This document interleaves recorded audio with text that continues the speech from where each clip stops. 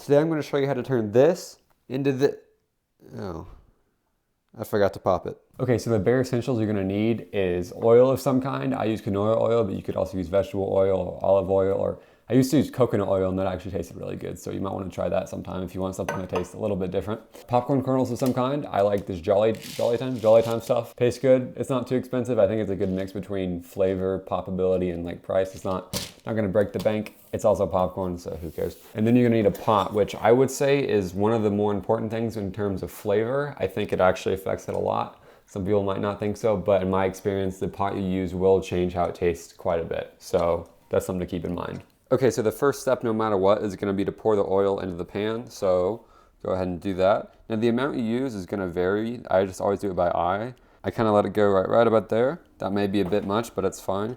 Too much is better. I'd rather have too much than not enough in making popcorn.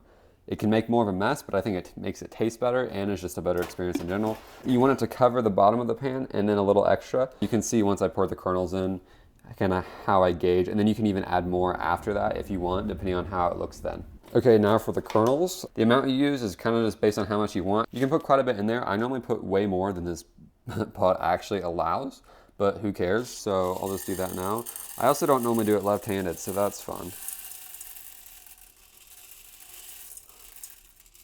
Okay, that's pretty good. Again, that's more than probably should be in there, but it's not bad. And you can see the oil kind of rides up on that second layer a little bit. You don't want it to be too shallow, you don't want it to be too deep. Again, if it's too deep, it's still gonna pop fine, it's just gonna make a mess. Some people will put just a few kernels in and then turn the heat on and let them heat up, pop, and then pour them all in at once.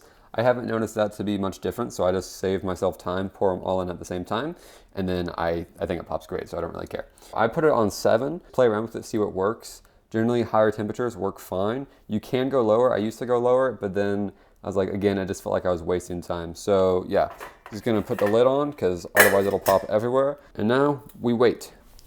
Okay, well that's heating up. I'm gonna go ahead and get the butter melted and ready to put on. Now you obviously don't have to use butter, but it makes it way better. So the amount of butter you use is 1000% personal preference. Make sure it's salted because you don't want to be a crazy person and use unsalted butter. For this, that would taste disgusting. I used to always use 2 tablespoons of butter, which was like right about here. And then I felt my arteries kind of slowly clogging every time I ate popcorn. So I cut it back. I use like 1 to 1.5 now, depending on how much popcorn I make. I really honestly just completely eyeball it, whatever I'm feeling on the evening. Sometimes I melt that much and think it needs more, and then I'll put more. So that's 1.5 tablespoons right there. I get out my trusty measuring cup that I don't need to measure with. But it's microwave safe, it's glass, I love it. Really, the reason I use this is because that's what my mom used. Get a paper towel because I don't want to blow off the roof and throw this in the microwave. 25 should do it. It's been in the fridge, so it might not quite do it, but it'll be close. Okay, let's see if it did it or not.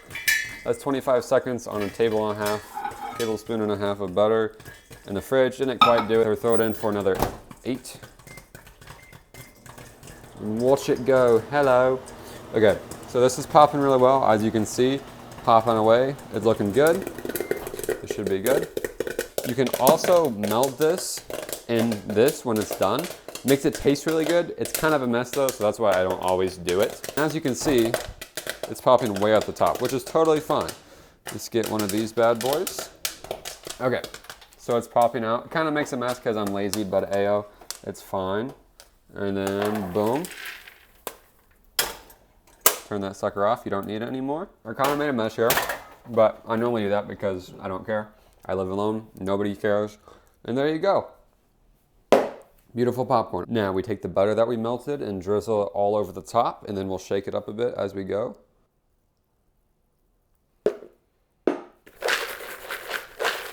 One thing I noticed when I shake this is that there's a few extra kernels in here that really shouldn't be. That's because I put a little too much in when I poured it. So if you have that issue a lot, then just start putting less kernels and you should be fine. You could try to pop it longer. That doesn't normally work too well though, for obvious reasons. It'll just start burning the stuff that's in the bottom, which you don't want. So yeah, so do this, get all the butter out of here you want.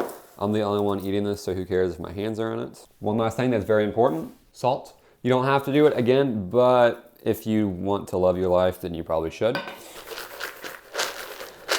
And there you have it. If you've done it correctly, you should have popcorn that doesn't suck.